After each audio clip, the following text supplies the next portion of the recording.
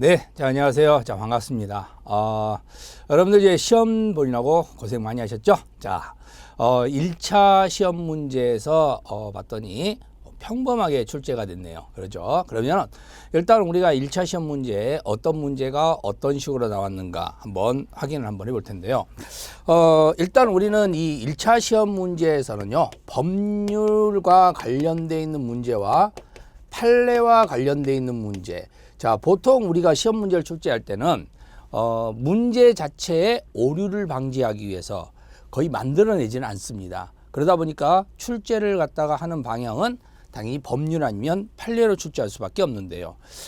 역시 법률과 관련되어 있는 지문이 약 40개 정도 출제가 됐다고 보시면 되는 거고, 그리고 판례와 관련되어 있는 지문이 43개 정도 출제했다고 보시면 됩니다. 거의 5대 5라고 보시면 되죠. 그래서 법률을 너무나 여러분들이 뭐 중요하게 본다는 것도 아니고 판례를 너무 중요하게 본다는 것도 아니어야 된다는 겁니다. 그러니까 뭐 우리 형소법 뭐 판례만 출제된다, 그러니까 판례를 중시해야 된다, 이런 식으로 공부를 하시면 안 된다는 거죠. 그래서 법률 자체에서도 40개, 판례에서도 43개 이렇게 출제가 되고 있는데요. 문제로 우리가 보게 되면은 법률로만 만든 문제는 총 7개를 냈고요. 그리고 판례로만 만든 문제는 그럼 나머지가 아니라 8개를 냈습니다. 그럼 또 거의 보면은 5대 5죠. 그리고 혼합 지문, 그죠? 법률과 판례가 플러스된 지문의 형태에서 5개 문장을 출제를 했습니다. 자, 그리고 이번 시험에서부터 변화가 생겼죠. 예전에는 뭐였어요? 틀린 것의 개수는, 옳은 것의 개수는, 이렇게 물어봤는데요. 자, 그런데 이제는 OX라는 문제로 출제를 했습니다. 그죠? 그래서 OX 문제를 6개를 출제를 했고요. 그리고 숫자로 되는 문제, 뭐 더하기, 그죠? 우리가 더하기 좋아하시는 분들 있죠? 더하면 몇 개냐? 이게 1개 출제를 했고요. 그 다음에 나열형으로 출제되는 거, 뭐 기억, 니은, 디귿 이런 식으로 나열형으로 출제된 게 1개가 출제가 됐습니다. 자, 그리고 나서 마지막 형태로서 우리가 틀린 것은 이것이 나머지 12개가 출제가 된 겁니다. 그러니까 옳은 것은 없어요. 자, 우리 형소법 시험이 쉬웠던 이유는 단 하나입니다. 바로 틀린 것이 많이 출제됐기 때문에 그래요. 그럼 이 시험 문제를 옳은 걸로 바꿔치기 한다면 형소법 어려웠다 이렇게 나오는 겁니다. 그렇죠? 그래서 형소법 문제는 틀린 것으로 출제됐기 때문에 쉬웠다 이렇게 보시면 되는데요. 그리고 나서 이런 문장들에 대해서 기준이, 자, 제가 볼 때입니다. 자, 모든 선생님들이 보는 기준 다 다릅니다. 제가 볼 때 여러분들이 상급 문제가 한 4개 정도 보이고요.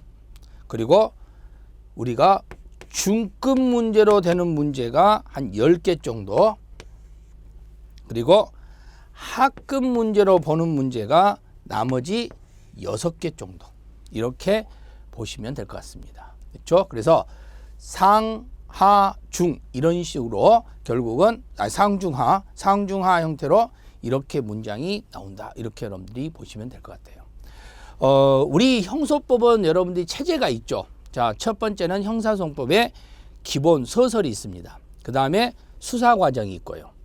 그리고 공판 과정이 있죠. 그리고 마지막으로 집행 과정이 있는 겁니다. 그렇죠? 자, 그러면 이 집행 과정이 우리가 구성되는 것은 재판 과정이라고 생각을 하시면 되는데요. 그래서 우리 형소법 체제가 수사, 공판, 그리고 재판 이런 식으로 체제가 되어 있는 거예요. 그래서 소론과 관련되어 있는 형태에서는 2문제, 수사에서 7문제, 공판에서 7문제, 그리고 재판에서 4문제를 출제를 했습니다. 자, 그러면 우리가 일반 기본 형태에서 수사에 어찌 보면 기초 이론이라고 볼 수가 있는 거죠. 그래서 서론이라고 제가 이야기를 할게요. 서론에서 2문제입니다. 수사가 7문제, 공판이 7문제, 재판이 4문제, 이렇게 출제가 됐다는 겁니다. 그러니까 수사와 공판이 뭐가 더 많이 출제? 예전에는 뭐 법원직이나 이런 데는 공판 분야가 좀 많이 출제가 되고요. 우리 공안직, 즉 경찰이나 검찰행정 이런 식으로 결국 공안직과 관련되어 있는 경우에는 수사 쪽이 많이 출제되는데 이제 이런 것도 없다는 겁니다. 그렇죠? 그러니까 이제 뭐예요? 골고루 공부해야 된다는 겁니다. 예전에는 또 재판 분야가 그렇게 출제율이 좀 떨어지고 많이 출제되지 않는 경우도 있는데 결국은 재판 분야에서 이렇게 출제성이 이렇게 높아지고 있다는 겁니다. 그렇죠? 그래서 결국은 골고루 이제는 공부를 해야 된다. 그럼 여기가 3개, 3개 이렇게 올 수도 있거든요. 그렇죠? 그러니까 골고루 공부를 할 수밖에 없는 이걸 이번 1차 시험의 특징에서 보여준 거다라고 보시면 되는 겁니다. 자, 그러면 우리가 이 1차 시험에 대한 특징을 한번 쭉 확인을 해 봤고요. 자, 그리고 나서 이제 우리가 객관식을 보는 요령은 숨은 그림 찾기라고 생각을 하시면 됩니다. 그죠? 그리고 우리 구급 문제는요, 여러분들이 이렇게 보시면 되겠지만 문장이 확 틀려요. 쉽게 말해서 여자 화장실을 하나 그림을 놓고 여기에서 틀린 그림 찾아라. 그리고 거기에 남자가 서 있는 겁니다. 그럼 누가 봐더라도 이거 남자가 틀렸네? 이러면 되는 거죠. 근데 만약에 남성을 못 찾아버리면 어떻게 되느냐? 갑자기 눈이 이상해져 가지고 남성을 못 찾아버리면 그러면 이제 문 틈이 틀렸는가, 문 색깔이 달라졌는가, 뭐 다른 걸 막 찾게 되는 거예요. 근데 절대 구급 시험은 애매한 상태에서 틀리게 만들지는 않습니다. 아시겠죠? 그러니까 문장 자체가 확 틀리다는 것만 주의를 여러분들이 해두시면 됩니다. 자, 먼저 그러면 구경을 한번 해보죠. 자, 여러분들이 보셨던 분들도 있을 것이고 지금 보시지 않고 한번 이 문장을 보신 분들도 있을 텐데, 자, 보시면 첫 번째 1번 문제 보세요. 법원의 관할이란 설명에서 옳지 않는 것. 자, 항상 이렇게 X 표시를 해두세요. 그렇죠? 그럼 옳지 않는 걸 찾아라 이렇게 돼 있습니다. 자, 여기서 물어본 것은 관할입니다. 그렇죠? 관할. 자, 정답을 찾는 게 중요한 게 아니에요. 관할이라는 말 자체에서 관할이 어떤 형태에서 관할이 있었는가 하는 것을 여러분들 머릿속에 들어가야 되겠죠. 자, 우리는 보통 이제 관할이라고 그러면은요, 그 관할은 어떤 사건에 의해서 관할이 터지겠지. 그치? 그래서 사건에 의해서 관할이 터지는 거고, 그 사건과 나오는 것이 직무관할이에요. 직무는 일입니다. 여기에서 하는 일. 그죠? 여기서만 해야 돼요. 재정신청은 고등법원에서만 해야 됩니다. 다른 곳은 못해요. 그러니까 그곳에서 해야 될 일입니다. 상고는 대법원에서만 해야 되는 겁니다. 그래서 비상상고는 대법원에서밖에 못하는 겁니다. 이런 게 직무예요. 사건은 어떤 사건이 터졌어요? 자, 살인사건이 터졌습니다. 그럼 그 살인사건에 대해서 어디서 관할을 해야 되는가? 서로 안 하려고 할 수도 있을 거고요. 서로 하려고 할 수도 있겠죠. 그러다 보니까 법으로 정해주는 것을 법정관할이라고 그러고, 자, 법으로 정해지지 않는다면 누군가가 정해줘야 되겠죠. 그죠? 그래서 그게 재판에 의해서 정해져서 재정관할이라고 이야기합니다. 근데 재정관할이라고 구성될 수 있는 것은 딱 2가지 형태로 구성되죠. 첫 번째는 뭐가 있어요? 자, 이전에 문제점이 생기는 거 있고요. 그 다음에 지정에 문제점이 생기는 경우 있습니다. 다 알고 계시죠? 이전과 지정. 그죠? 자, 여기 난 있기 싫다. 다른 곳으로 옮겨달라. 이게 이전이고요. 지금 관할이 없어요. 그러니까 관할을 좀 정해주라. 이게 지정에 문제가 생기는 겁니다. 자, 법정 관할이라는 것은 그럼 이제 또 어떤 문제가 생기느냐? 한 개일 때가 있죠. 관할이 딱 하나밖에 없어요. 그럼 거기입니다. 그게 고유 관할이에요. 자, 2개 이상입니다. 그럼 어떻게 해야 되냐? 이때는 합친다는 겁니다. 그렇죠? 굳이 여러 곳에서 할 필요 없잖아요. 그래서 나온 게 병합이에요. 그래서 병합에서는 관련 사건의 병합, 이렇게 해서 관련 사건의 병합이라는 용어를 쓰는 건데요. 근데 관련 사건이 아니어도 병합은 가능합니다. 그러니까 관련 사건도 병합할 수 있고 관련 사건이 아니어도 병합이 허용된다, 이렇게 보면 됩니다. 그러면서 이제 고유관할이라는 게 존재하는 겁니다. 자, 고유관할은요, 우리는 첫 번째 형태 여기서 해야 된다. 자, 이걸 어떤 식으로 고유관할에 구성될 수 있겠느냐 봤더니요, 사물관할이라는 게 존재합니다. 합의부, 단독부. 3명이서 재판을 하는 경우가 있고요, 1명이서 재판을 하는 경우가 있죠. 그래서 합의부, 단독부라는 게 있고요. 자, 두 번째 형태로서 구성될 수 있는 것은 토지 관할입니다. 자, 토지 관할로 전제될 수 있는 것은 뭘 이야기한다 했습니까? 토지 관할은 범죄지, 현재지, 주소지, 거소지. 그죠? 자, 그래서 토지 관할과 관련되어 있는 문장이 전제가 될 수 있다. 그래서 사물 관할이라는 것 자체 보고 그다음에 토지 관할이 있고 그다음에 마지막 형태는 이제 신급 관할이 있죠. 1심, 2심, 3심. 자, 그런데 여기서 병합이 될 수 있는 것은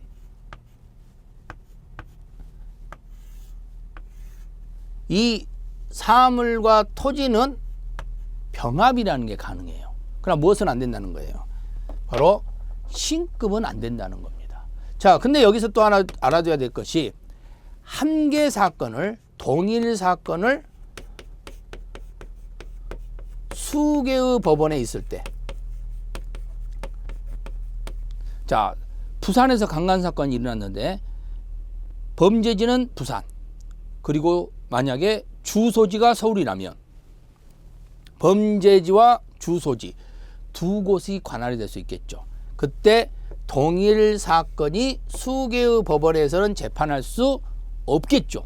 없었는데 그런데 만약에 두 곳으로 공소가 제기된다면 어쩔 수 없이 재판은 두 곳에서 할 수밖에 없죠. 그러면 안 되는 것을 두 곳에서 하면은 결국 하나로 만들고 하나는 버려야 되겠죠. 그래서 이것을 우리는 뭐라고 이야기하죠? 병합이라고 이야기를 합니다. 그래서 병합은 수개의 사건이 수개의 법원에 있을 때, 동일 사건이 수개의 법원에 있는 것은 경합. 그래서 병합은요 원래 할 수 있는 거예요. 그러니까 합치려면 합치고 말려면 말고. 그래서 이건 임의적입니다. 자, 그런데 경합은 무조건 한 개로 만들어야 됩니다. 하나는 무조건 버려야 돼요. 공소기각 결정으로. 그래서 이게 필요적입니다. 자, 그래서 요 문장이 이게 관할에 관한 내용이었죠. 그걸 여러분들이 공부를 했던 거고요. 자, 그럼 다시 와서 볼까요? 자, 이 문장에 보시면 법원은 피고인이 관할구역 내에서 현재하지 아니하는 경우에, 자, 현재하지 아니하는 경우입니다. 그죠? 자, 우리가 여기는 이송 문제죠. 이송이라는 것 자체는 이송하여야 한다는 거예요. 그게 원칙입니다. 근데 유일하게 이송할 수 있다는 게 있어요. 그게 현재지와 분리이송입니다. 그럼 여기서 현재지라는 말이 나오고 그리고 분리이송이라는 말이 나오면 뒤에 무슨 말이 나오겠어요? 이송할 수 있다 이렇게 나오는 겁니다. 근데 이건 옳은 문장이 되는 거죠. 자, 두 번째, 동일 사건이 사물 관할을 같이 하는 수개의 법원에 계속된 때는 먼저 공소를 받은 법원이 심판을 한다 이렇게 되어 있습니다. 자,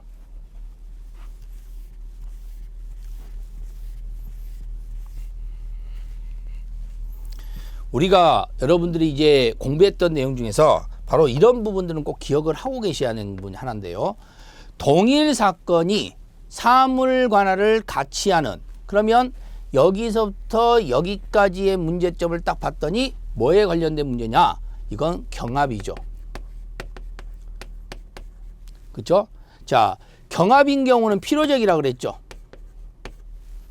근데 사물 관할을 같이 한다는 것은 사물이 같다는 소리는 뭘로 가야 돼요? 토지가 다르다는 거죠.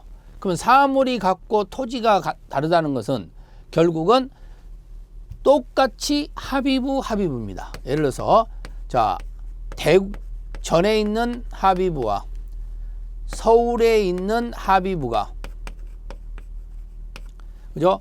대전에 있는 합의부와 서울에 있는 합의부가 결국은 경합을 하게 생겼다면 둘 중에 하나는 버려야 돼요. 근데 버린데 둘 다 똑같아요, 급수가.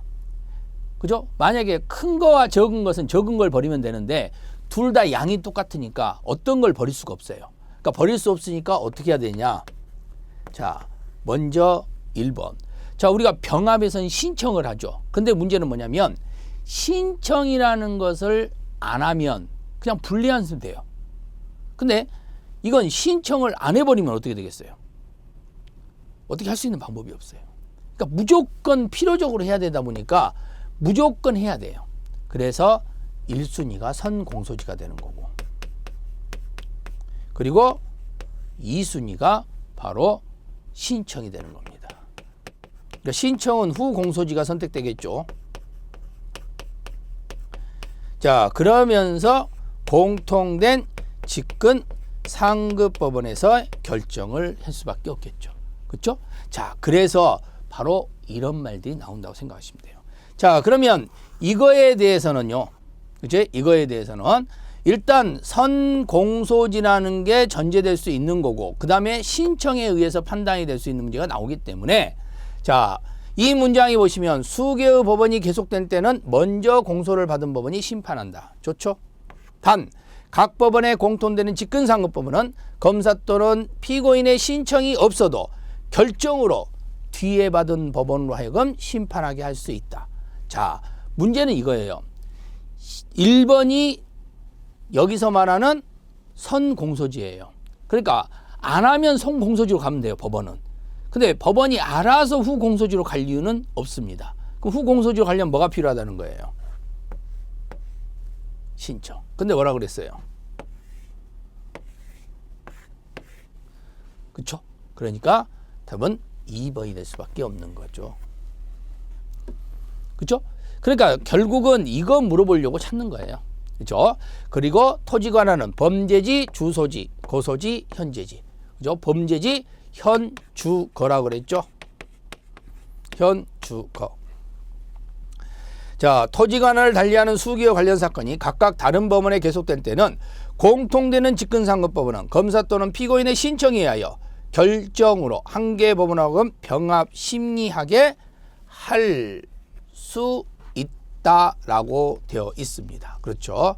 자, 그러면 이렇게 해서 답은 2번이다 이렇게 볼 수가 있는 겁니다. 됐죠?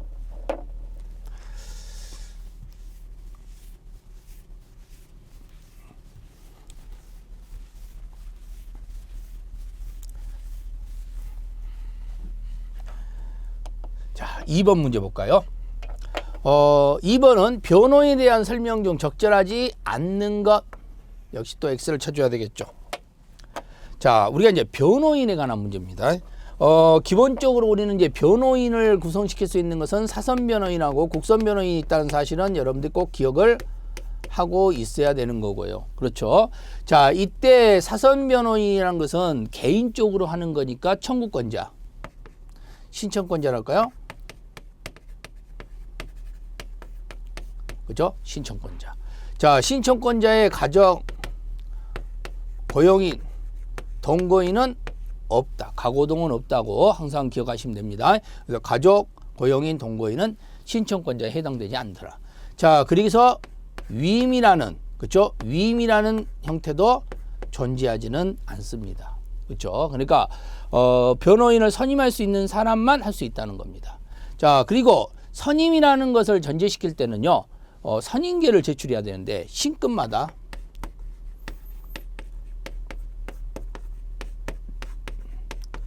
선임계를 제출해야 되겠죠. 그래서 신급마다 선임계를 제출한다 이렇게 기억을 하시면 될 겁니다. 그렇죠? 그래서 신급마다 선임계를 제출하는 거니까 말 그대로 1심에서 선임계를 제출해야 되고, 그리고 2심에서 선임계를 제출해야 되고, 그리고 3심에서 선임계를 제출해야 되고. 무슨 말인지 알겠죠? 자, 그래서 신급마다 선임계를 제출한다 이렇게 구분을 해 두시면 됩니다. 자, 그러면 이렇게 해서 판단을 하고 보시면 되는데, 그러면 1심에서 선임계를 제출하고 2심에서 선임계를 제출하고 3심에서 선임계를 제출하다 보니까 문제는 여기서 그러면 수사 단계에서도 선임될 수가 있거든요. 피의자 신문시 변호인 참여라든가. 그죠? 자, 피의자 신문시에 대한 변호인 참여의 형태는 필요적 변론 사건은 아니죠. 그러니까 필요적 변론 사건은 아니니까 반드시 변호사를 참여시킬 필요는 없어요. 그래서 이때는 당연히 사선 변호인이 나오는 겁니다. 그래서 한 명을 참여시키고자 해야 되는데 근데 사선 변호인은 수명이거죠. 여러 명이다. 여러 명 중에서 한 명을 선택해야 되니까 누가 먼저 선택하느냐? 그때는 피의자가 선택 권한이 있고요. 그 다음에 피의자 선택을 못하면은 수사기관이 선택을 합니다. 그래서 피의자가 선택을 할 때는 필요적 지정. 만약에 피의자가 지정을 못하면 그때 수사기관이 선택할 때는 임의적 지정. 그래서 이건 옳은 문장이 되는 겁니다. 자, 그러면 이 수사기관에 선임된 사람은 몇 심까지 효력이 있느냐? 1심까지 효력이 있어요. 그러니까 수사 단계에 선임된 사람은 1심까지 그냥 간다는 겁니다. 그리고 파기환송을 한다든가 파기이송을 한다든가 할 때도 선임계를 제출할 필요가 없다. 이렇게 배웠을 겁니다. 그렇죠? 자, 그러면 1번 문제 볼까요? 피고인이 법인인 경우에는 대표자가 제3자에게 변호인의 선임을 위임하여 제3자로 하여금 변호인을 선임하도록 할 수는 없다. 그렇죠? 위임관계는 인정되지 않는다라고 이야기했죠. 자, 공소 제기 전에 변호인 선임. 자, 여기는 무슨 단계를 말하는 거예요? 수사 단계를 말하는 거죠. 자, 수사 단계 변호인 선임은 1심까지 그 효력이 있다 그랬잖아요. 그렇죠? 답은 2번이 되는 겁니다. 그렇죠? 자, 그래서 공소 제기 전에는 수사 단계가 되고 수사 단계에서는 효력이 있다는 거. 그 다음에 변호인은 변호사 중에서 선임해야 되는데 단 대법원 이에 특별한 사정이 있으면 변호사가 아닌 이게 특별 변호인이죠.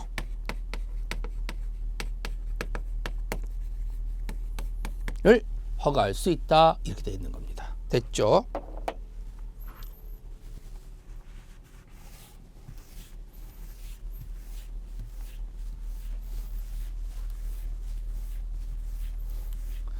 여러분들이 공부했던 내용들을 잘 생각해서 보시면 됩니다. 자, 세 번째 보겠습니다. 자, 세 번째는 수사에 대한 설명 중 가장 적절하지 않는 것 또 나왔죠. 자, 이제 수사와 관련되어 있는 내용인데요. 한번 볼까요? 수사란 범죄 유무를 명백히 하여 공소를 제기 유지하, 자, 그걸 결정하는 겁니다. 그렇죠? 공소 제기 유지할 것인가를 여부를 결정하기 위해서 범인을 발견 확보하고 증거를 수집, 보존하는 수사기관의 활동이다. 의입니다.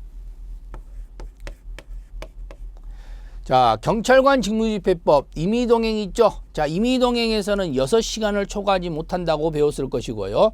그 대신 변호인 선임권은 고지는 해야 된다. 그 6시간이라는 근거는 구금이라고 허용되지 않는다. 가둬두는 것은 아니라 그랬죠. 맞습니다. 자, 수사관이 피고인의 범죄 사실을 인지하고도 피고인이 바로 체포하지 않고 추가 범행을 지켜보고 있다가 범죄 사실이 많이 늘어난 뒤에야 피고인을 체포했다면 이때는 함정수사에 해당한다고 할 수 있다. 자, 함정수사.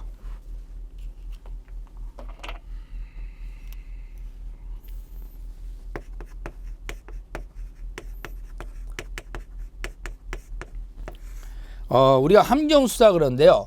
함정수사와 관련된 걸 보게 된다면 일단 여러분들 함정수사는 두 가지가 있다 있어요. 기회제공형하고 범위유발령하고. 그렇죠? 그러면 기회제공형과 범위유발령 두 가지가 전제되는데 그럼 함정수사라는 것은 기회제공형과 범위유발령에서 범위유발령이라는 것은 범위를 유발시키는 거지만 기회는 범죄를 저지를 생각을 갖는 사람에게 기회를 주는 거예요. 그래서 이건 현재 우리는 함정수사라고 이야기하지 않습니다. 그러면 결론은 범위 유발령이고요. 여기다가 수사기관의 사술이에요.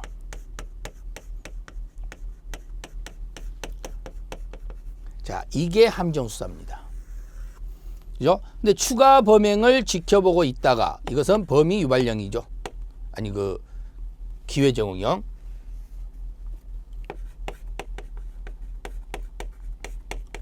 그러니까 범죄를 저지르고 있는데 또 보는 거예요. 옷장을 하나 딱 트는 걸 보고 가만히 보니까 또 옷장을 또 하나 털어요. 가만히 또 있어 봤어요. 또 옷장을 털어요. 또 가만히 보니까 옷장을 또 털어. 옷장 4개를 열고 자기 옷장 문을 열고 그리고 옷을 갈아입고 나가는 놈을 잡았습니다. 자, 이것은 함정수사에 해당한다 할 수 없다. 이렇게 보는 겁니다. 그렇죠? 자, 그래서 결국은 함정수사와 관련되어 있는 문장에서 여러분들이 주의해야 되는 것은 바로 이것이 함정 수사가 아니라는 사실이죠. 그렇죠? 답은 3번입니다. 자, 법률에 의하여 고소나 고발이 있어서 논의할 수 있는 죄에 있어서 고소 또는 고발은 이른바 소추 조건에 불과하므로 당해 범죄의 성립 요건이나 수사의 조건은 아니다라고 되어 있네요. 그렇죠? 자, 이거에 근거해서 여러분들이 정리를 좀 해두시면 될 것 같네요. 그렇죠? 답은 3번.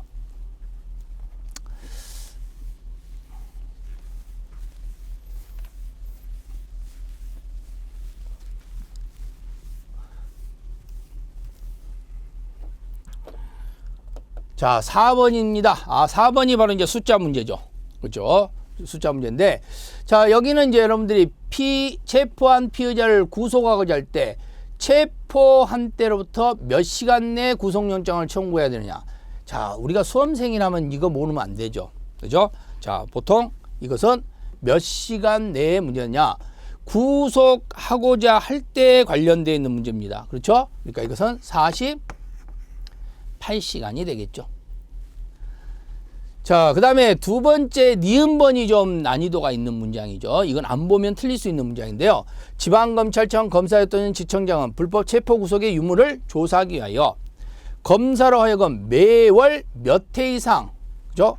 관하 수사관서에 피의자의 체포 구속 장소를 감찰하게 하여야 한다. 그러니까 결국은 내가 지시하는 곳에 가서 감찰을 하는 겁니다. 자, 그럼 이제 잘 모르겠다. 그럼 세 번째 보죠. 사법경찰관이 피의자를 구속할 때는 며칠 이내에 피의자를 검사에게 인치하지 않으면 석방해야 되냐. 자, 검사가 데리고 있었던 시간은 수사기간은 며칠이에요? 10일이죠. 그러면 일단 합치면 50입니다. 그러면 결론은 50보다는 뭐 해야 돼요? 커야 되겠죠. 근데 여기서 50보다 큰 숫자를 갖다가 파악할 수 있는 건데, 그러면 여러분들이 아니 그 50 죄송합니다. 58이네. 58보다 더 큰 숫자를 구해야 되는데, 그 58보다 더 큰 숫자가 여기에 뭐가 있느냐? 1번밖에 없어요. 그죠? 그러면 결론은 이건 뭘 말하는 소리예요? 1회라는 거죠. 그렇죠? 그럼 절대 여러분들이 이건 잊어먹으면 된다, 안 된다? 이제 안 된다. 무슨 말인지 알겠죠? 그래서 바로 이런 부분들은 또 출제될 수 있습니다. 이제 나왔으니까. 근데 이것도 예전에도 한번 나왔어요. 여러분들 기출문제 풀어보면 나옵니다. 그래서 예전에도 출제가 됐던 문제인데, 어쨌든 대부분 여기는 그렇게 수업에서나 이런 부분에서도 강조를 크게 많이 한 부분은 아니에요. 그러다 보니까 바로 요거하고 이거 두 가지만 알아도 어쨌든 문제는 풀 수 있게끔 이번에는 쉽게 출제가 됐다는 겁니다. 만약 여기에 60이라는 숫자가 있었다든가 61이라는 숫자가 있었다든가 그러면 아마 많은 학생들이 틀렸을 겁니다.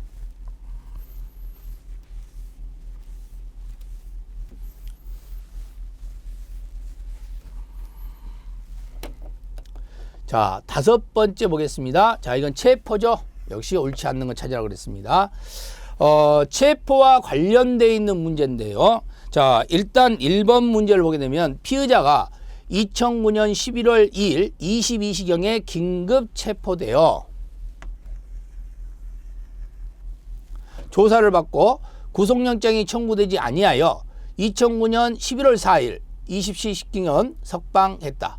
자, 검사가 그로부터 30일 이내에 형사소송법에 따른 석방 통지를 법원에 하지 않았다면 피의자에 대한 긴급체포 당시 상황과 경위, 긴급체포의 조사 과정 등을 특별히 위법이 없다고 하더라도 사후에 석방 통지가 법에 따라 이루어지지 않은 사정만으로는 사후에 석방 통지가 법에 따라 이루어지지 않았다는 사정만으로는 그 긴급체포에 의한 유치증에 작성된 피의자 신문 조서들의 작성이 소급하여 유법하게 된다. 이렇게 구성되어 있는데요.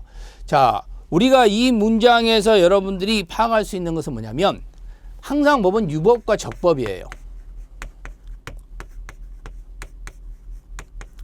자, 유법하면 이건 그냥 끝나버리는 겁니다. 알죠? 유법하면 이걸로 끝나버리는 건데 적법이라는 근거는 그대로 유지가 된다는 겁니다.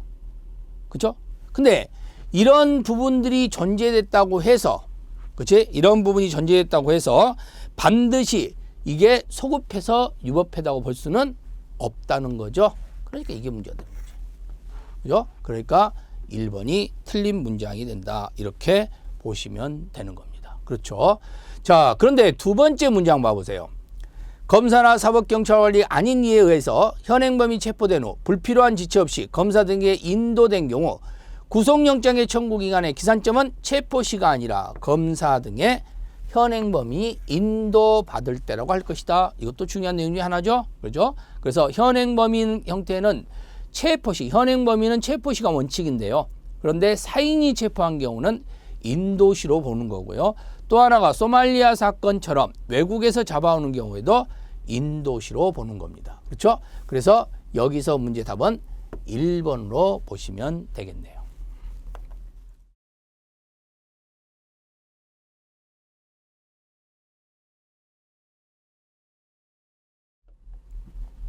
자, 다액 50만 원 이하의 벌금, 구류, 과료에 해당한 죄입니다. 자, 여기에 해당되는 것은 경미한 범죄가 되는 거죠. 자, 경미한 범죄인 경우에는 하나에 한해서입니다. 주거가 분명하지 아니한 때에 하나여 맞습니다. 그렇죠? 그래서 우리가 체포 영장으로 한 경우에는 정당한 이유 없이 출석을 하지 않거나, 그렇죠? 아니면 주거가 분명한 경우입니다. 이 두 개예요. 그러니까 체포영장은 두 개지만 현행범인 하나가 되고요. 구속영장의 경미한 경우에도 하나입니다. 주거가 없을 때죠. 자, 네 번째와 관련되어 있는 경우는요. 경찰관이 현행범인 체포 경위 및 그에 관한 현행범인 체포소와 범죄 사실 기재에 다소 차이가 있더라도 그것이 논리와 경험칙상 장소적, 시간적 동일성 있는 범위 내라면 이건 적법이라는 거죠. 그래서 적법한 공무집행에 해당한다. 이렇게 보는 겁니다. 아시겠죠? 그래서 유법성의 여부하고 적법성의 여부 이 두 가지 의미를 놓고 이게 적법하냐 유법하냐 이걸 근거로 보시면 되는 거예요. 1번은 유법하지 않으니까 소급할 필요는 없는 겁니다.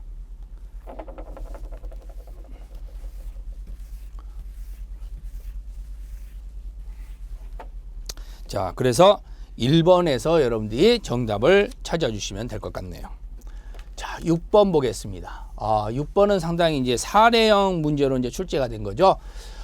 아래 사례에 관한 설명으로도 역시 적절하지 않는 것 찾아라 이렇게 이야기를 했습니다. 자, 검사가 압수수색 영장을 발부받아 갑 회사의 빌딩 내 을 사무실을 압수수색했습니다. 여기서 키포인트는 압수수색이에요. 특히 이제 저장 매체와 관련돼 있는 거네요. 범죄 혐의와 관련된 정보와 범죄 혐의와 무관된 정보가 혼재된 것으로 판단하여 갑 회사의 동의를 받아 저장 매체를 수사기관 사무실로 반출을 했습니다. 자, 이건 예외적 규정이고요. 그리고 우리가 여기서 알아야 될 것은 범죄 혐의와 관련된 것에 한해서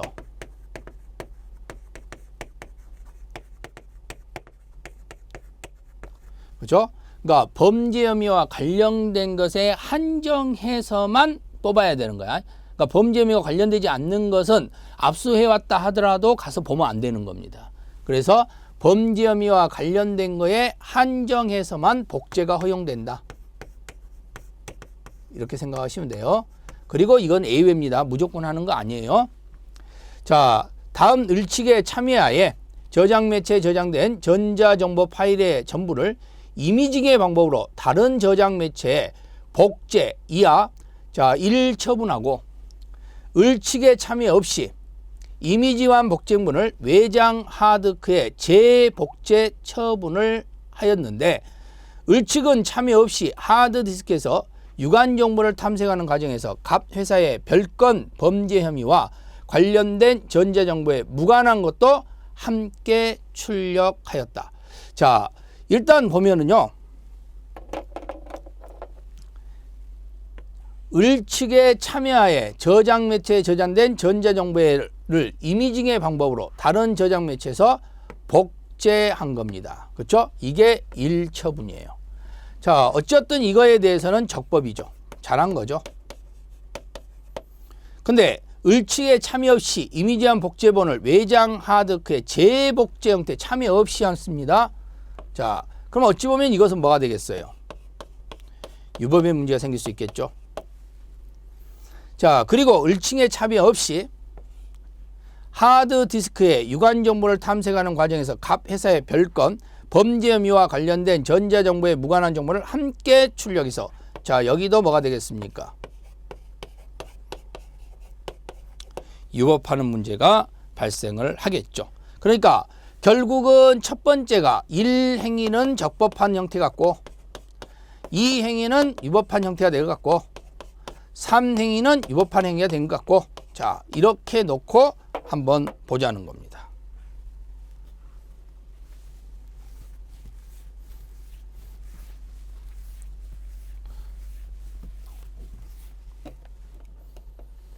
자, 1번이죠. 수사기관이 전자정보에 대한 압수수색은 원칙적으로 영장 발부 사유, 자, 범죄 사실과 관련된 부분만을 문서 출력물을 수집하거나 수사기관이 휴대한 저장 매체 해당 파일을 복제하는 방식으로 이루어져야 되고, 저장 매체 자체를 직접 반출하거나 저장 매체에 들어있는 전자 파일 전부를 하드카피나 이미징의 형태로 수사기관 사무실 외부로 반출하는 방식으로 압수수색하는 것은 현장의 사정이나 전자정보의 대량성에 관련 정보 획득에 긴 시간이 소요되거나 전문 인력에 의한 기술적 조치가 필요한 경우에 범위를 정하여 출력 복제하는 방법이 불가능하거나 압수의 목적이 달성하기 현저히 곤란할 때 하나여. 자, 키포인트는 여기 나와 있죠. 예외적으로 허용이 된다. 예외적으로 허용이 된다. 그랬죠? 이게 예외 허용이죠?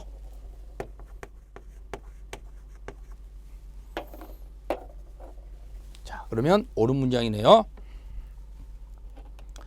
자, 두 번째, 저장 매체 자체 또는 적법하게 획득한 복제본을 탐색하여 혐의 사실과 관련된 전자정보 문서를 출력하거나 파일을 복제하는 일련의 과정 역시 전체적으로 하나의 영장에 의한 압수수색에 해당하므로 그러한 경우에 문서 출력 또는 파일 복제 대상 역시 저장 매체 소재지의 압수수색과 마찬가지로 혐의 사실과 관련된 거 한정해서 한다. 범죄 혐의에 관련해서 한정한다. 이야기했죠? 자, 옳은 문장입니다. 위 사례에서 준항고인이 전체 압수수색 과정을 단계적 개별적으로 구분하여 각 단계의 개별 처분의 취소를 구할 경우 준항고 법원은 특별한 사정이 없는 한 구분된 개별 처분의 유법이나 취소 여부를 판단해야 한다. 이렇게 구성되어 나와 있는데요. 자, 여기에서는 개별적이 아니라 전체적 판단이죠.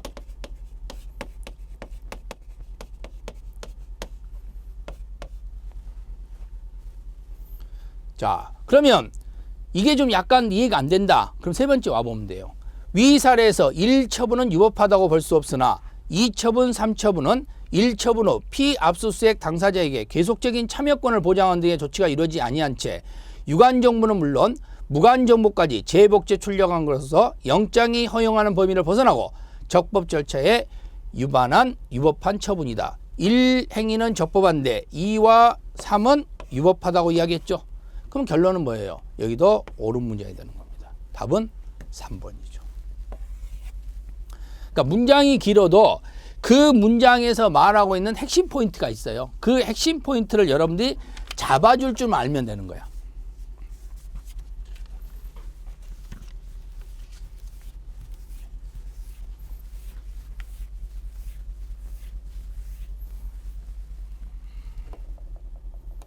자, 7번째 볼까요? 자, 고소 고발에 관한 설명 중 옳고 그름의 OX가 가장 바르게 된 것은 하고 되어 있네요. 다투 있는 경우 판례에 의함. 자, 기억번 보니까요. 고소할 수 있는 자가 수인인 경우에는 1인의 기간의 혜택는, 그러니까 한 사람이 기간이 지나버린 거예요. 고소기간이. 범위를 안 날로부터 6개월인데 그럼 타인의 고소에는 영향이 있겠느냐? 없죠. 그렇죠? 그래서 한 사람의 혜택는 다른 사람한테 영향을 미치지 않는다. 그러면 결국은 기억번은 X가 되는 겁니다. 그럼 여러분들 이럴 때는 딱 이렇게 푸는 거죠. 일단 1번은 아니죠. 자, 2번 고소 고발은 대리가 허용된다. 고발은 대리가 없죠. 고소는 아바타식 대리가 가능해요. 그래서 고소는 아바타식 대리가 가능하니까 나의 아바타를 보낸 거니까 위임장이라든가, 그죠? 그 다음에 결국은 내가 이 사람 대신 왔다는 것을 표시할 필요는 없다는 겁니다. 그 대리 표시를 할 필요 없다. 이렇게 나오는 거죠. 그럼 니은번도 X가 되는 겁니다. 자, 그러면 역시 기억번 X, 니은번 X니까 3번도 빠져야 되겠죠. 자, 디귿번 보겠습니다. 피해자가 사망할 때는 그 배우자, 직계친족, 형제자매는 피해자의 명시한 의사에 반해서 고소할 수 없죠. 자, 그러면 디귿번도 X가 되는 겁니다. 그런데 결국 기억, 니은, 디귿 형태 다 나왔네요. 자, 그 다음에 리을번입니다. 피해자의 법정 대리인이 피의자이거나 법정 대리인 친족이 피의자일 때는 피해자의 친족은 독립하여 고소할 수 있다라고 되어 있습니다. 이건 O가 되는 겁니다. 그렇죠? 그러면 결론은 리을번이 O가 되는, 결국 답은 4번이 될 수밖에 없겠네요. 그렇죠? 자, 그러면 이제 여러분들이 이제 이 문장, 이 미음번과 관련되어 있는 내용은 또 출제될 수 있기 때문에 여러분들이 반드시 기억을 해 두셔야 됩니다. 출판사 대표인 피고인이 도서의 저작권자인 피해자와 전자도서에 대하여 별도의 출판계약 등을 체결하지 않고 전자도서를 제작하여 인터넷에 져서 서점에서 통해 판매를 했다고 하여 구저작권법 위반으로 기소된 사안에서 피해자가 경찰청 인터넷 홈페이지에 피고인을 철저히 조사해달라는 취지의 민원을 접수하는 형태로 피고인에 대한 조사를 촉구하는 의사표시를 한 것은 형사소송법에 따른 적법한 고소로 볼 수 없다. 이렇게 봐야 되겠죠? 자, 그래서 바로 이 문장이 여러분들이 봐야 될 문장. 그래서 미음번과 같은 문장은 또 출제될 수 있습니다. 그러니까 독자적으로 나올 수 있어요. 다음 중 고소고발인 설명이다 옳지 않는 것은 해가지고 그때 이 문장이 정답으로 또 나올 수 있으니까 여러분들이 꼭 알아두셔야 됩니다. 그래서 한 번 정도 낸다는 소리는요, 다음에 또 내겠다는 거예요. 있죠? 그래서 이런 판례들은 하나 기억을 해 두시면 되겠죠. 근데 이거 몰라도 답 찾는 데는 일단 지장은 없습니다.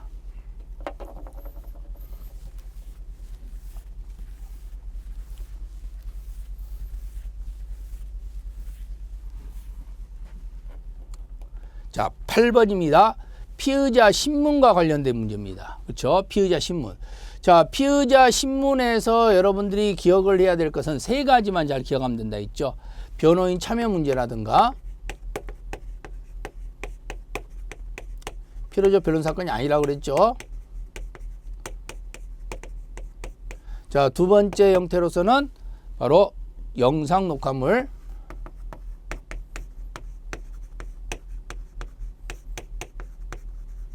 자, 원래는 할 수 있다는데 하려면 전 과정을 녹화해야 된다고.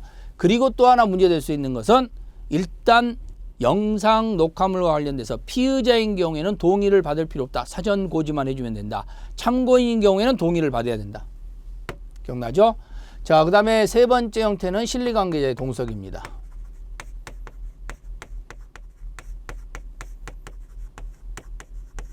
자, 그래서 세 가지 기억을 하셔야 돼요. 첫 번째 1번이 바로 실리관계자의 동석이고요. 실리관계자의 동석에서요, 가장 여러 사정을 고려하여 재량에 따라서 판단한다. 자, 이런 말 나오면 옳은 문장이죠. 여러 사정을 고려해서 종합적으로 판단한다. 자, 이런 말 나오면 아무튼 좋은 말이에요.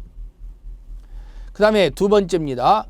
신뢰관계자의 동석을 허락하는 경우에는 동석한 자로 하여금 피해자를 대신하여 진술하도록 해서는 안 되며, 동석한 사람이 피의자를 대신하여 진술한 부분이 조서에 기재되어 있다면 그 부분은 피의자의 진술을 기재한 것이 아니라 동석한 사람의 진술을 기재한 것에 해당하기 때문에 그 사람에 대한 진술 조서로서 증거력을 취득하기 위한 요건을 충족하지 못한 한 이를 유죄의 증거로 사용할 수는 없다는 겁니다. 그렇죠? 자, 그래서 뭐 형 대신 동생이 와가지고 진술을 해서 동생이 사인을 해버린다든가 이건 동생의 진술이지 이건 형의 진술이 아니라는 겁니다.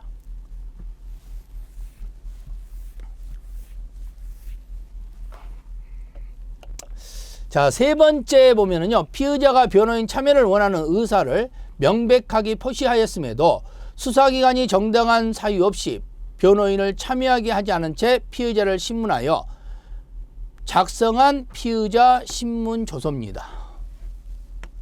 자, 그럼 여기까지 딱 보면은 이 행위 자체는 적법이에요, 유법이에요?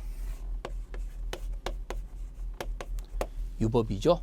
그러니까 유법이니까 이 서류는 유법하게 수집한 증거가 되기 때문에 결국은 증거를 할 수가 없다. 이 말이 나와야 되는 겁니다. 자, 네 번째죠. 피의자의 진술을 영상 녹화하는 경우. 자, 이 영상 녹화를 한다는 것은 여기서 딱 머릿속에 나와야 되는 것이 뭐라고? 동의받을 필요가 없다. 이거 아예 머릿속에 딱 나온 공식입니다. 자, 그런데 동의를 받아야 틀렸죠. 답은 4번이네요. 그러니까 이러니까 앞의 내용이 좀 어려운 문장이 들어있다 하더라도 정답을 찾는 데는 어렵지가 않다는 겁니다. 근데 구급 문제들이 거의 대부분 이래요. 답만 찾으면 쉬워요.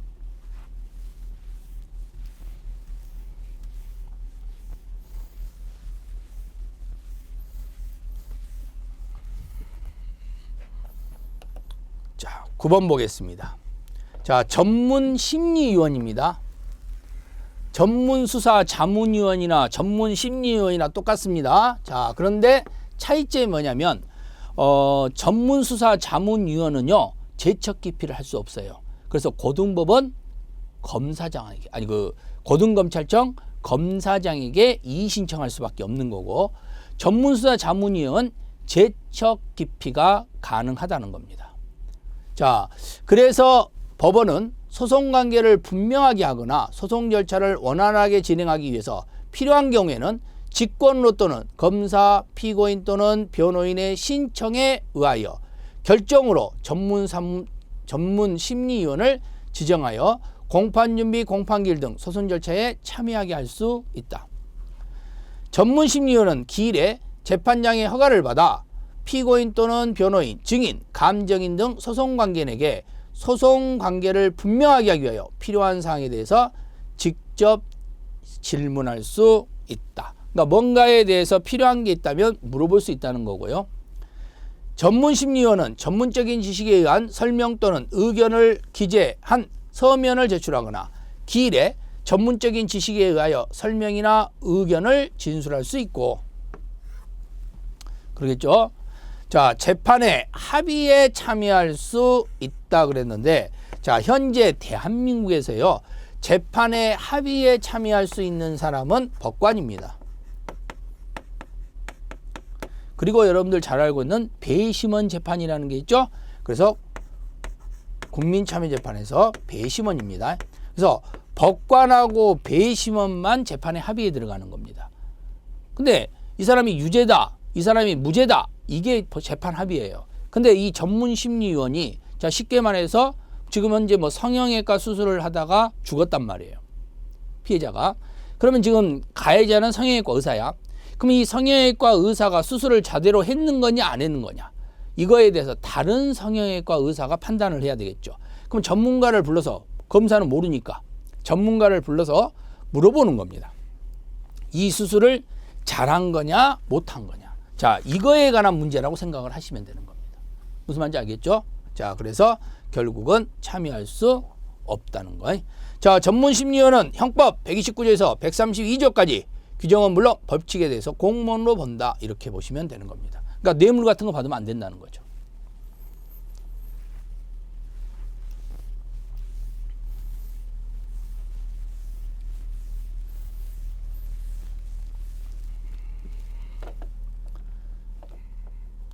자, 10번입니다. 형사소송법에 관한 내용으로 적절하지 않는 것 하고 나와 있죠. 자, 재정 신청의 기각 결정에 대해서는 불복할 수 없다. 자, 우리가 여기에서 두 가지 문제점이죠. 인용을 하는 경우가 있고요. 기각을 하는 경우가 있습니다. 재정 신청을 인용하는 경우에 대해서는 불복 방법이 없어요. 자, 그런데 기각을 한 경우인데 누가 기각을 할 것이냐? 고등법원이. 그럼 누구한테 따져야 돼요? 대법원에게. 그래서 이때는 뭐가 가능해요? 재항고가 가능합니다. 그렇죠? 그러면 재항고가 가능한데 그럼 기각을 해버리면 그걸로 끝나느냐? 그건 아니라 그랬죠. 다른 중요한 증거가 있으면 다시 기소를 할 수 있다 그랬습니다. 자, 두 번째는 재판장은 피해자, 증인 등 사건 관계인의 성명 또는 신체의 안전을 현재 예칠 우려가 있는 경우에는 소송의 계속 중에 관계 서류 또는 증거물의 열람 복사에 앞서 사건 관계인의 성명 등 개인정보가 공개되지 아니하도록 보호 조치를 할 수 있다. 판결 선고 후 판결 확정 전 구금 일수는 전부 본형에 산입합니다. 자, 그리고 사람을 살해한 자에 대해서는 우리가 공소시효를 적용하지 않는다 이렇게 되어 있습니다. 그렇죠? 자, 그래서 이런 문제에서 여러분들이 풀어주시면 되겠죠. 답은 몇 번이에요? 1번이죠.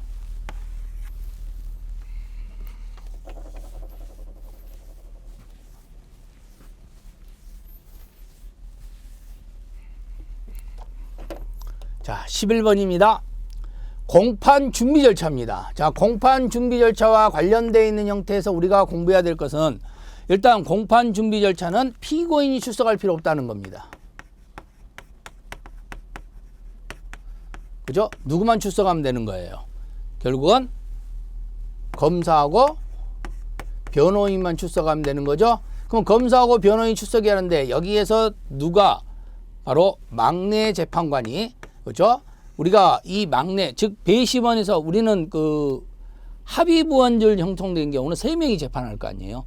그죠? 3명이 재판한 경우에는 그 중에 막내가 가는 겁니다. 그 대신 막내한테 무슨 힘을 준다 했어요? 재판장이 힘을 준다 했죠? 재판장 권력. 그죠? 그래서 재판장과 동일한 힘을 줘서 결국은 판단을 하게 하는 건데요. 이때 하는 것은 제1심 재판을 하기 전에 공소를 제기해서 제1심 재판을 진행하기 전에 하는 행위, 여기가 바로 준비가 되는 겁니다. 그죠? 이게 원칙이에요. 자, 그런데 2심 재판을 할 때 구성됐을 때요. 아, 그 1회. 2심회나 죄송합니다. 1회 그리고 2회. 그래서 재판이 1심이 이루어지겠죠. 자, 그러면 이렇게 이루어지는 이런 준비도 가능은 합니다. 그 대신 이것은 선입견을 안 갖고 하는 거고요. 이것은 뭐겠어요? 선입견을 갖고 하는 것이 되겠지? 됐죠? 자, 그래서 검사, 피고인, 변호인은 법원에 대하여 공판준비기일의 지정을 신청할 수 있고 이 경우 당해 신청에 대한 법원의 결정에 대해서는 불복할 수 없다라고 되어 있는 겁니다. 자, 우리가 보통 이제 공판 준비 절차에 대한 불복 방법은 없습니다. 법원은 필요하다고 인정될 때는 피고인을 소환할 수 있으며 피고인은 법원에 소환 없이 공판 준비기일에 출석할 수 없다가 아니라 소환이 있던 없던 출석은 허용됩니다. 왜? 공개주의이기 때문에. 알겠죠? 그래서 얼마든지 출석할 수는 있습니다. 그래서 피고인한테도 통지는 해줘야 되죠. 기일 통지는. 그래서 피고인 및 변호인에게 통지한다. 이렇게 이야기를 하는 거예요. 자, 세 번째, 법원은 쟁점 및 증거의 정리를 위하여 필요한 경우 제1회 공판기일 후에도 붙일 수 있다. 후에도 가능하다는 겁니다. 선입견 갖고.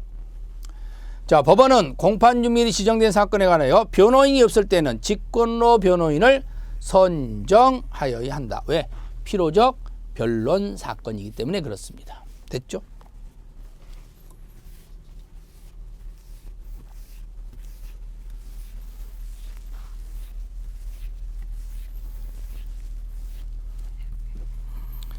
자, 12번은 유법하게 수집한 증거와 관련되어 있는 내용입니다. 자, 여기서 이제 유법이냐 적법이냐 그것만 알면 된다고 그랬죠. 자, 그러면 기업범과 관련된 내용은 수사기관으로부터 통신제한 조치의 집행을 유탕받은 통신기관 등의 집행에 필요한 설비가 없을 때, 자, 통신기관 등의 집행에 필요한 설비가 없대요. 수사기관 설비의 제공을 요청했지만 그러한 요청 없대요. 통신제한 조치 허가서에 기재된 사항도 준수하지 않았대요. 그럼 이런 거 쫙 보다 보면 이건 뭐예요? 유법이죠. 그러니까 이것은 유죄의 증거로 쓸 수가 없겠지. 그러니까 X죠. 그러니까 기억번은 X가 되는 겁니다. 그러면 기억번은 X가 되는 거니까 1번 아니면 4번이겠죠. 그죠? 1번 아니면 4번이 되는 겁니다.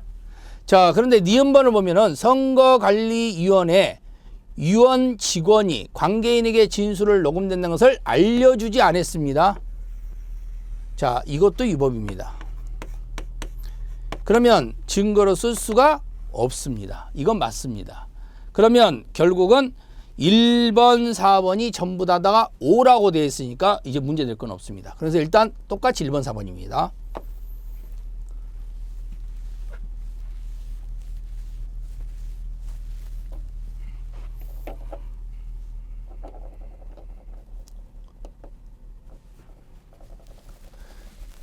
자, 그러면 결국은 2번하고 3번은 답이 아니라고 보시면 되겠고요. 일단 자, 그럼 기억 디귿번 보겠습니다. 디귿번에 관련되어 있는 것은 X, 디귿번에 관련해서 O, 여기서부터 이제 갈리겠네요. 그렇죠? 자, 범죄의 피해자인 검사가 그 사건의 수사에 관여하거나 압수수색 영장의 집행에 참여한 검사가 다시 수사에 관여했다는 이유만으로는 바로 수사가 위법하다거나 그에 따른 참고인이나 피의자의 진술에 임의성이 없다고 볼 수 없다니까 임의성이 있다는 거죠. 자, 임의성은 객관성이고요. 객관성이라는 말은 좋은 말이에요. 그러니까 이것은 적법하다는 소리입니다. 맞습니다. 그러면 5가 되겠네요. 자, 수사기관이 피해자를 신문함에 있어서 미리 진술 거부를 고지하지 않았다면 이건 뭐가 돼요? 이건 유법이죠. 그러니까 증거능력이 부인되어야 한다. 그러니까 5가 되겠네요. 그렇죠? 자, 그래서 답은 4번.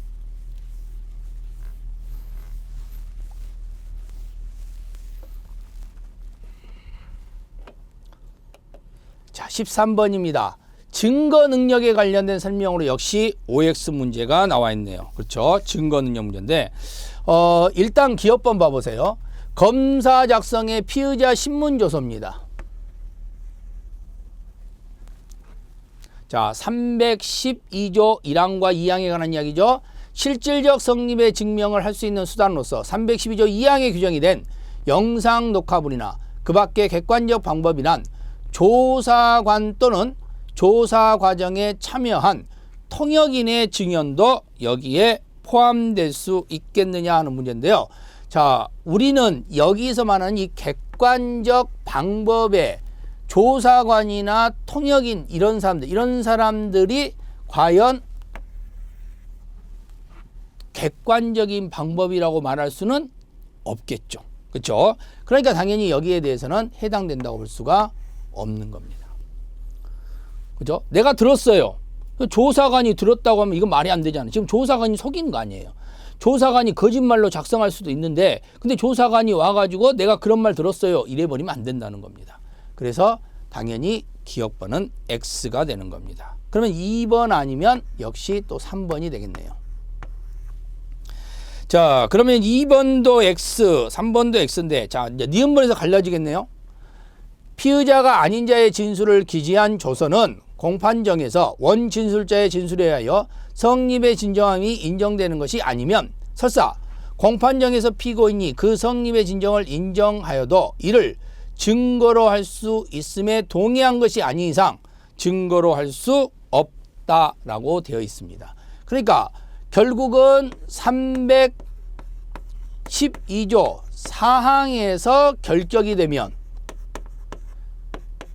두 번째는 증거 동의 문제가 나올 수 있겠죠. 그러니까 증거 능력이 없으니까, 그지? 증거 능력이 없으니까 증거 동의에 의해서 증거를 인정할 수 있다는 거야. 그러니까 동의한 것이 아닌 이상 증거로 할 수 없다니까 O가 되는 겁니다. 그죠? 그러면 결국은 기억번은 X고 니은번은 O가 나와 있다면 그것은 3번밖에 없다는 겁니다. 그죠? 일단 두 개만 풀고 답은 나온 거예요. 3번으로.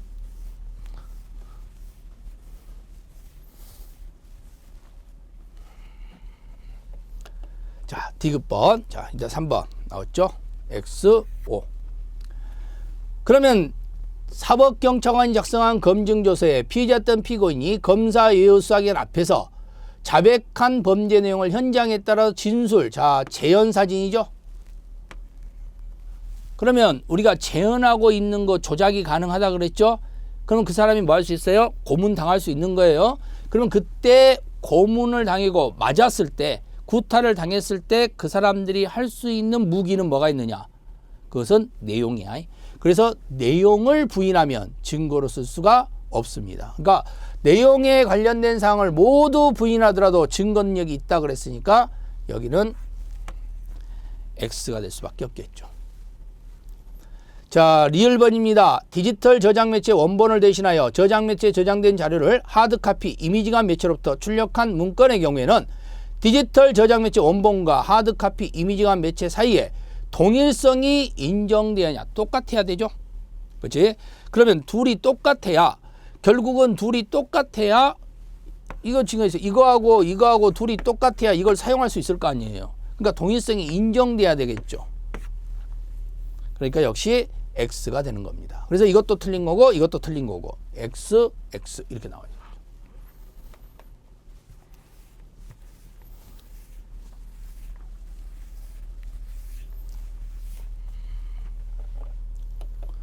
자, 14번입니다. 증인에 관한 설명으로 옳지 않는 거. 우리가 보통 증인 그러면은 증인은 뭐 출석의 의무라는 거, 그 다음에 선서의 의무라는 거, 그러죠? 그 다음에 증언의 의무라는 거, 그러면서 증언 거부권 문제도 발생하는 거고요. 그리고 증인이 되려면 누구든지 증인이 될 수 있지만, 그러나 당해 사건에 관련돼 있는 법관이나 검사나 변호인은 증인이 될 수 없고요. 피고인도 증인이 될 수 없죠. 그런데 공범자가 아닌 공동피고인은 증인이 될 수 있다 했죠. 그러니까 사건과 관련이 없는, 무리 사건과 관련이 없는 사람은 증인이 될 수 있다. 이렇게 보시면 되는 겁니다. 자, 그래서 그 문장에서 여러분들이 보시면 되는데요. 자, 이때 1번을 보시면 공동피고인인 절도범과 작물범입니다. 서로 다른 공동피고인이죠. 자, 그럼 이런 사람들은 증인의 지위에 있다고 할 것이기 때문에, 그죠? 피고인이 증거함에 동의한 바 없는 공동피고인이나 피의자 신문에서는 공동피고인의 증언에 의하여 성립이 증정되지 않으면 여기서 우리는 뭐가 되는 거예요? 증거로 안 되는 거죠. 근데 뭐가 있으면 되는 거예요? 동의가 있으면 돼요. 그런데 동의가 없으면 증거로 할 수 없다. 그러니까 여기는 맞는 문장이 되는 겁니다. 자, 증인이 법원 군내에 있을 때는 소환함이 없이 신문할 수 있습니다. 그렇죠? 자, 증인 여기 나와 있습니까? 자, 증인 신청합니다. 이렇게 하죠. 그러면은 우리 TV 보면 나오잖아요. 그때 증인이 지금 이 자리에 나와 있습니까? 예, 나와 있습니다. 회사에 같이 다니는 그 김땡땡 부장을 증인으로 신청합니다. 그러면 김땡땡 부장 여기 계십니까? 이렇게 이야기 하잖아요.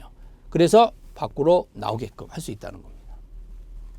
만약에 없으면 소환해야 되는 거고요. 자, 법원은 감치의 재판을 받은 증인이 감치의 집행 중에 증언을 할 때는 감치 결정을 취소하고, 자, 우리가 이 감치 며칠이죠? 7일 이내라는 거 알고 있어야죠. 자, 취소하고 그 증인을 석방하도록 명해야 된다는 겁니다.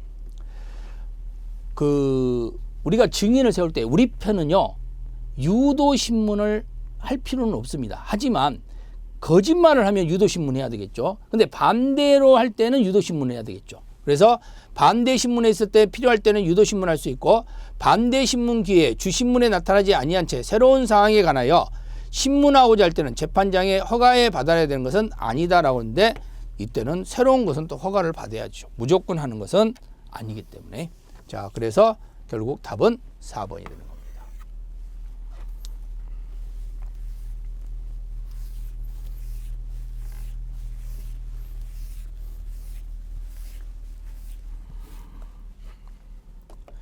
자, 15번은 기판력과 관련된 문제 나와 있습니다. 자, 기판력 관련된 문제 나왔는데요. 기판력이라는 건 뭐냐면, 자, 일사부재리 원칙이죠. A 사건으로 혼이 났어요. 그죠? A 사건으로 이미 종결이 됐어. 근데 B 사건이 다시 두각이 된 겁니다. 그러면 A 사건으로 종결이 됐는데 B 사건이 다시 두각이 됐다면 그럼 B 사건으로 다시 수사를 하면 되는 거예요. 근데 만약에 A 사건과 B 사건이 원래 같은 사건이었어요. 그러니까 이 사실은, 두각이 된 이 사실은 허위라고 보시면 되는 거죠. 자, 이런 경우에는 한 번 혼냈으니까 다시 혼낼 수는 없다는 겁니다. 원래는 똑같은 사건이었다는 거지. 말만 다를 뿐이지. 자, 그러면 결론은 이거죠. 자, 이만큼에 대해서 혼이 났는데, 그죠? 이만큼에 대해서 혼이 난 거야. 처벌을 받은 거지. 자, 근데 이만큼의 범죄 행위가 있다면 처벌받은 거 안에 이 범죄 행위는 포함되어 있는 거죠. 그러니까 이미 혼난 거라고 보시면 되는 겁니다. 근데 만약에 거꾸로라면요. 자, 이만큼 처벌을 받았어요. 근데 이만큼 범죄 사실이 밝혀졌습니다. 그럼 어떻게 해야 되겠어요? 다시 처벌해야 되죠. 자, 이게 1번 기업번이 이태원 살인사건이에요. 자, 이태원 살인사건 여러분도 많이 들어보셨겠지만 일단 범죄자는 그죠?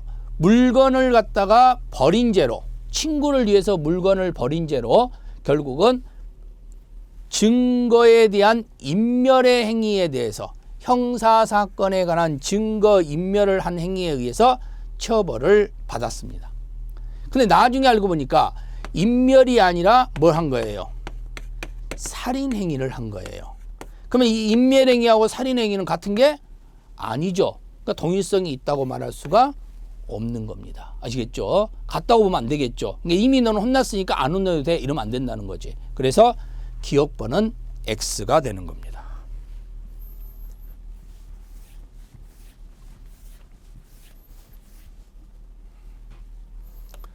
자, 니은번. 자, 기억번은 X니까 2개 빠지겠죠? 자, 그러면 XO, O하고 X니까 세 번째를 먼저 보면 되겠네요. 그죠? 아니면 네 번째를 봐도 되는 거고요.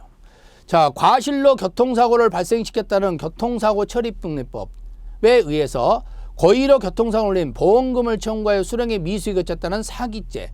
자, 여기에 있는 이 사기와 관련돼 있는 이 범죄하고 여기서 교통사고 처리법에 의해서 행위를 저지른 것하고 이게 같다고 볼 수 있겠느냐 하는 문제가 되는데 여기는 동일성이 없다는 거죠. 서로 따로따로죠. 자, D급번입니다. 회사의 대표이사가 업무상 보관하고 있는 회사 자금을 빼돌려 횡령한 다음 그중 일부를 더 많은 장비 납품 등의 계약을 체결할 수 있도록 해달라는 취지로 묵시적 청탁과 함께 배임 증례죄를 했습니다. 그러니까 자금도 횡령을 했는데요. 또 배임 증죄도 또 한 겁니다. 자, 이런 사안에서 횡령의 점에 대한 약식명령으로 이미 확정이 됐어요. 그러니까 회사 돈 빼돌린 것은 이미 혼이 났어.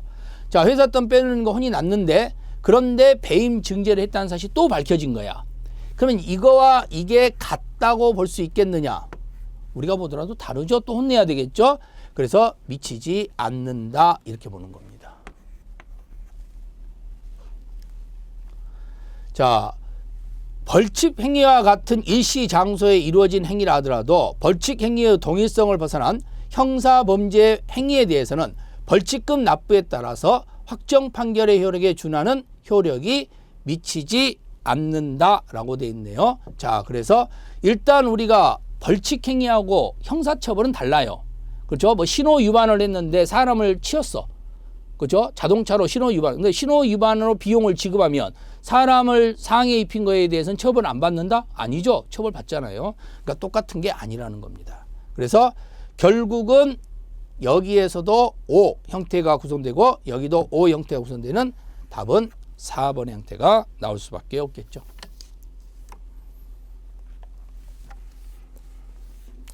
자, 처음 공부하는 사람은 어려울 수 있지만 기존에 공부했던 학생들은 이건 어려운 내용이 아니라는 거죠. 일반적으로 생각할 수 있는 내용들이에요.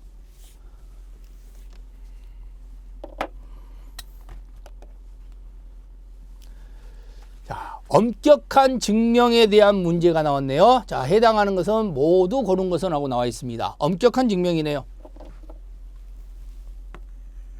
엄격한 증명, 자유로운 증명. 자, 엄격한 증명은요, 범죄죠. 범죄, 형법이죠. 형법.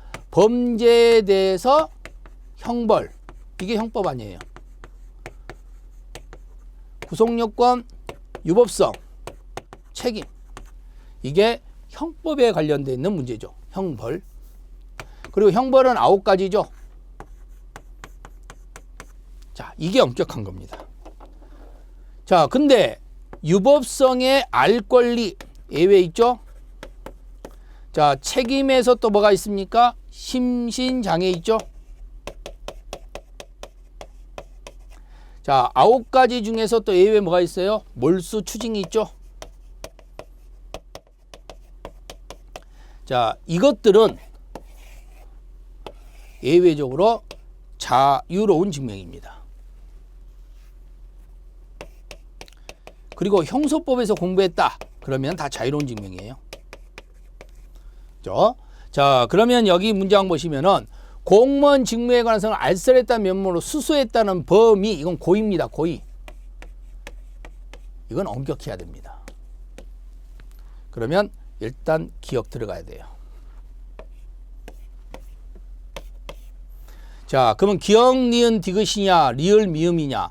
그럼 니은번만 봐도 알 수 있겠죠. 교사 사실은 엄격해야 됩니다. 이건 형법에서 배웁니다. 교사범, 방조범. 그러면 당연히 니은번 들어가야 됩니다. 그럼 답은 나와버렸죠. 자, 합동범에 있어서 공모와 모의. 이것도 당연히 형법에서 배웁니다. 엄격해야 됩니다. 자, 친고죄의 고소가 있느냐 없느냐. 이건 자유로운 증명이에요. 반의사 불벌죄에서 용서를 했느냐 안 했느냐. 이것도 자유로운 증명입니다. 몰수 대상, 몰수 추징. 자, 몰수 추징은 엄격성이지만 뭘로 간다 했어요? 예외적으로. 자유로운 증명이라 했죠.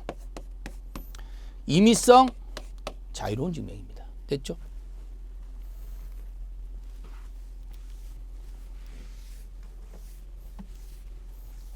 이런 걸 풀어낼 줄만 알면 됩니다.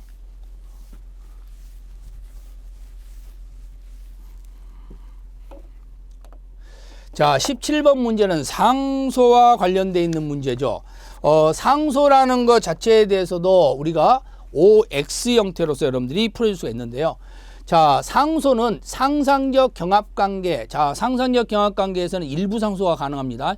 두 개의 행위, 하나는 무죄, 하나는 유죄. 이렇게 했을 때 유죄만 가지고 상소를 했을 때 그때 무죄도 따라갈 수밖에 없는 거. 이게 하나인 범죄예요. 상상적 경합범과 그리고 포괄일죄. 실체적 경합범은 따로따로 볼 수 있기 때문에 이때는 따로따로 갈 수가 있다. 그래서 상상적 경합범은 한 개죠. 두 죄에 대해서 하나는 유죄, 하나는 무죄, 유죄야. 그런데 검사만이 무죄 부분에 대해서 상고를 하면은 그러면 무죄만 가느냐? 아니죠. 유죄도 상고심의 심판 대상이 되는 겁니다. 맞습니다. 왜? 하나를 하면 따라가야 돼요. 어쩔 수 없어요. 왜? 자동차 한 대밖에 없습니다. 오예요. 그러면 결국은 역시 또 2번, 3번은 맞이겠네요. 자, 두 번째, 피고인을 위하여 원심 판결을 파기한 경우에 파기 이유가 항소한 공동 피고인에게 공통된 때에는 그 공동 피고인에 대해서도 원심 판결이 파기돼야 되느냐. 똑같은 사람이니까 파기되는 겁니다. 그래서 이것도 O가 되는 겁니다. 답은 뭐 이미 나왔죠. 상소권 회복 청구에 대해서 법원은 허브에 대한 결정을 해야 할 때 이 결정에 대해서는 즉시 항고가 가능하다. 맞죠? 상소권 회복. 그래서 우리가 즉시 항고와 관련돼 있는 경우에 대해서 자, 국민 참여 재판 뭔가를 취소하겠다. 기각하겠다. 그다음에 돈 문제 생기는 거죠. 비용 문제. 과태료 관련된 거. 그다음에 재심 문제 있죠. 재심 문제. 그다음에 상속권 회복 문제. 딱 이게 즉시 항고 사유예요. 국민 취기 비용 재회복입니다. 자, 그다음에 상소를 포기한 후 그 포기가 무효라고 주장하는 경우 상소 제기기간이 경과하기 전에 상소 포기 효력을 다투면서 상고를 제기하여 그 상고의 적법 여부에 대한 판단을 받게 되고 별도로 상소권 회복을 청구할 여지는 없습니다. 그래서 이것도 5가 되네요. 전부 맞습니다.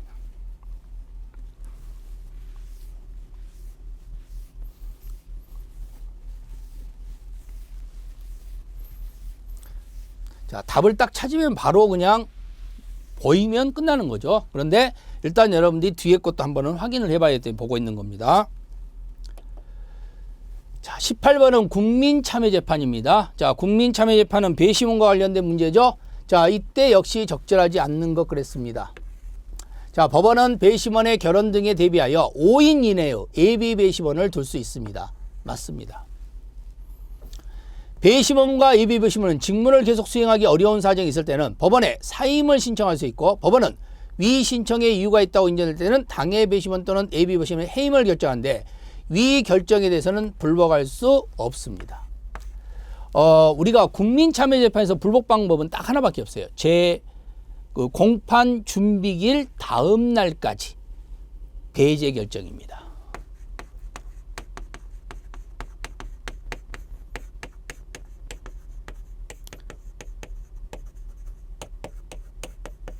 그죠? 배제 결정하는 거. 자, 여기에 대해서는 즉시 항고합니다. 그 외의 불복 방법은 어디에도 없습니다. 그죠? 그 외의 불복 방법은 어디에도 없습니다. 자, 배심원은 유무죄에 관하여 전원의 의견이 일치하지 아니한 때는 판결을 하기 전에 심리에 관해서 판사의 의견을 드려야 되고 이때 유무죄에 대한 판결은 다수결입니다. 그러니까 전원이 일치하지 않으면 과반수에 의해 가지고 심리에 관여한 판사의 의견을 듣습니다. 그리고 다수결 결정하는 거예요. 원래는 전원 일치 원칙이라 있죠. 판결세는 배심원하고 생각이 다르다면 이때는 의견을 기재해 줘야 됩니다.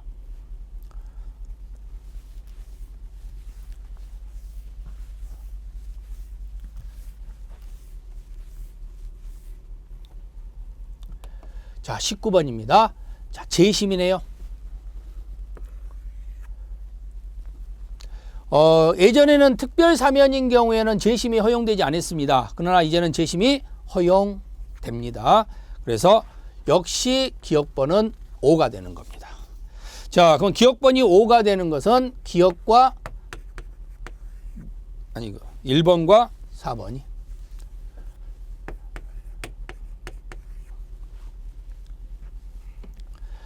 자, 그 다음에 재심 대상 판결 확정 후에 형선고의 효력을 상실케 하는 특별 사면이 있는 경우 자, 이때 재심 결정이 확정되어 재심 심판 절차를 진행하는 법원은 특별 사면이 있음으로 인해서 면소 판결해야 되느냐? 자, 아니라는 거죠.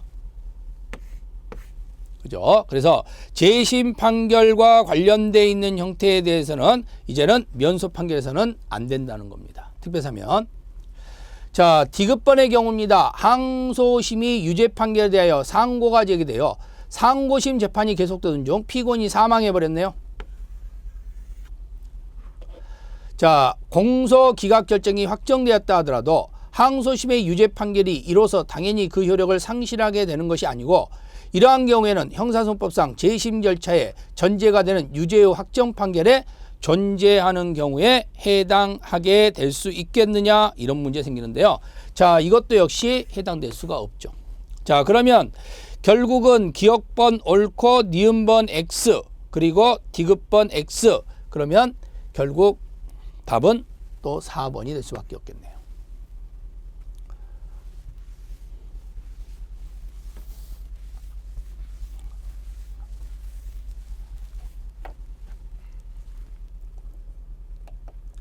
자, 그래서 답은 일단 4번이고요.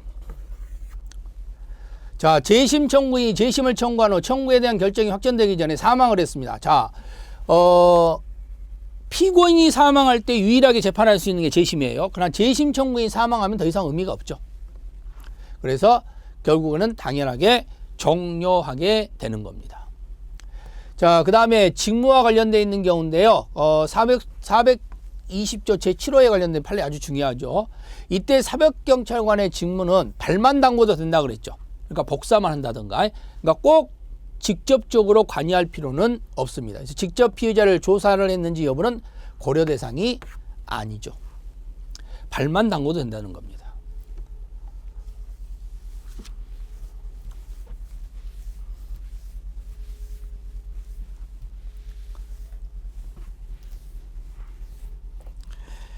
자, 마지막 20번 문제네요. 그렇죠? 자, 직결심판 절차법. 우리 경찰은 뭐 직결심판은 거의 나온다고 봐야죠. 적절하지 않는 것하고 나왔는데요. 지방법원 또는 지원의 판사는 소속 지방법원장의 명령을 받아 소속 법원의 관할 사무에 관계없이 직결심판 청구 사건을 심판할 수 있다. 직결심판을 청구할 때는 사전에 피고인에게 직결심판의 절차를 이해하는 데 필요한 사항을 서면 구두로 알려줘야 된다. 법원이 경찰서장의 직결심판 청구를 기각하여 경찰서장이 사건을 지방검찰청으로 송치했습니다. 자, 법원이 경찰서장의 직결심판을 기각해버렸어요. 그러면 이것은 뭘 한 거냐면요. 검사에게 공소제기를 요구하는 거예요.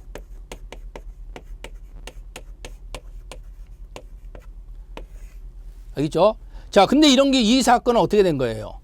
검사에게 공소제기를 요구해야 되는데, 그런데 검사가 정식 재판으로 오인을 해버린 거죠. 그래서 정식 재판으로 가버린 겁니다. 그러면 정식 재판 청구가 있는 걸로 오인을 했기 때문에 이건 정식 재판으로 가버린 건데, 중요한 건 뭐냐면 정식 재판 청구할 때 검사한테 사건만 넘어가지 공소제기가 아니에요.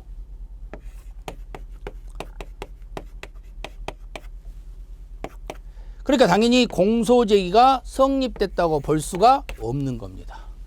알겠죠? 이건 공소제기가 아니니까. 그래서 우리는 이것을 뭐라 그래요? 불성립이라고 그러죠. 그러니까 검사가 공소를 제기하면 무조건 재판을 해야 되는데 이렇게 불성립인 경우는 재판할 필요가 없습니다. 답은 3번이죠. 그리고 판사는 필요하다고 인정할 때는 적당한 방법에서 제정하는 증거에 한하여 조사할 수 있다. 이렇게 나오는 겁니다. 자, 장시간 동안 여러분들 한번 풀어봤습니다. 그렇죠? 자, 어떻습니까? 일단 시험 문제는 어렵게 출제되지는 않았습니다. 그러니까 정답을 찾는 데 쉽다는 거예요. 그런데 이제 안에 조금 중요한 내용, 약간 난이도가 있는 내용들이 숨어는 있습니다. 근데 우리는 숨어 있는 거 필요 없어요. 자, 예를 들어서 시험 문제를 물어보면서요. 뭐 불어로 써놓고 영어로 써놓고 독어로 써놨어도 정답만 안다면 그러면 1번 독어, 2번 불어, 3번 중국어, 그리고 4번 한글, 답은 한글이라면 그럼 뭐 답은 어려운지 않죠. 그렇죠? 그러니까 그렇게 생각하시면 됩니다. 그러니까 어려운 게 있다고 해서 어렵다고 생각하면 안 돼요. 답이 쉬우면 쉬운 겁니다. 그래서 항상 시험은요. 여러분들이 공부한 것에서 80%가 출제가 됩니다. 그러니까 답은 항상 내가 아는 데서 찾아야 되는 거예요. 아는 곳에서 80점 맞는 거예요. 그럼 나머지 4문제인데 4개 중에서 그 정도 실력이 되면요. 4개 중에서 2개는 충분히 따라갑니다. 그러니까 그렇게 된다면 여러분들이 90점은 맞을 수 있다는 겁니다. 근데 공부는요. 100점을 위한 공부를 하는 게 아니라 90점을 위한 공부를 해야 돼. 왜? 100점을 위한 공부는 시간이 엄청 많이 소비가 됩니다. 근데 100점 안 맞아도 합격은 해요. 그렇죠? 그러니까 90점을 위한 공부로 가시면 돼요. 그래서 90점은 맞기 쉽습니다. 좀만 어느 정도 공부하면 6개월만 공부해도 90점은 나와요. 근데 100점을 하려면 1년 이상을 공부해야 돼요. 그리고 더 많이 공부해야 됩니다. 그러니까 여러분들이 항상 나는 90점만 노리고 그러다 운 좋은 100점도 맞을 수 있는 거니까요. 그래서 90점 노리면서 그대로 기본 기초적 과정만 열심히 해놓는다면 여러분들이 정답을 맞히는 데는 전혀 지장이 없다. 자, 수험생 여러분 시험 보느라 고생 많이 하셨고요. 자, 되시든 안 되시든 아무튼 다음을 기약을 하시고 만약에 안 되셨다면 결국은 다음에 내가 어떻게 공부를 해야 될 것인가 반성하고 분석하고 검토 과정이었다고 생각을 하시면 되겠습니다. 수고 많으셨습니다.